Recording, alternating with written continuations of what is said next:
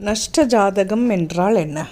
ஜாதகத்தின் 26வது அத்தியாயம் நஷ்ட ஜாதகம் கணிக்கும் முறையை விரிவாக கூறுகின்றது. ஒரு மனிதன் பிறந்த நேரம் தெரியாத போது அவனுக்கு ஜாதகம் கணிக்கும் முறையே நஷ்ட ஜாதகம் கணித்தல் என்று அழைக்கப்படுகிறது. எப்படி கணிப்பது?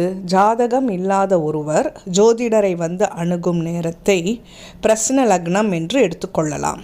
அந்த நேரத்தின் லக்ன கிரக ஸ்புடங்களை கணித்த பின் லக்னம் ஒரு ராசியின் முதல் 15 பாகைகளுக்குள் இருந்தால் கேள்வி கேட்டவர் உத்தராயணத்தில் பிறந்தவர் என்றும், இரண்டாவது 15 பாகைகளுக்குள் லக்னம் இருக்குமானால் தக்ஷிணாயனத்தில் பிறந்தவர் என்றும் முடிவிற்கு வர வேண்டும். இதன் மூலம் ஒரு வருடத்தின் எந்த 6 மாதங்களுக்குள் அவர் பிறந்தார் என்று அறிந்து கொள்ளலாம்.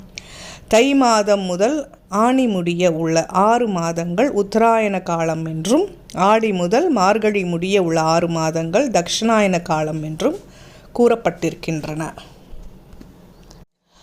அயனமும் ருதுவும் உத்தராயணம் அல்லது தக்ஷிணாயனம் என்ற முடிவிற்கு வந்த பின்னர் அந்த 6 மாதங்களில் எந்த ருதுவில் பிறந்தார் என்பதை திரேகானம் மூலம் அறியலாம் என்று சொல்லப்பட்டிருக்கிறது. ஜூன் 21 முதல் டிசம்பர் 20 முடிய தக்ஷிணாயனம், டிசம்பர் 21 முதல் ஜூன் 20 முடிய உத்தராயணம், ஜூன் 21 முதல் ஆகஸ்ட் 20 முடிய வர்ஷ ருது, ஆகஸ்ட் 21 முதல் அக்டோபர் 20 முடிய சரத் ருது, அக்டோபர் 21 முதல் டிசம்பர் 20 முடிய ஹேமந்த ருது, டிசம்பர் 21 முதல் பிப்ரவரி 20 முடிய சிசிர ருது, பிப்ரவரி 21 முதல் ஏப்ரல் 20 முடிய வசந்த ருது, ஏப்ரல் 21 முதல் ஜூன் 20 முடிய கிரீஷ்ம ருது.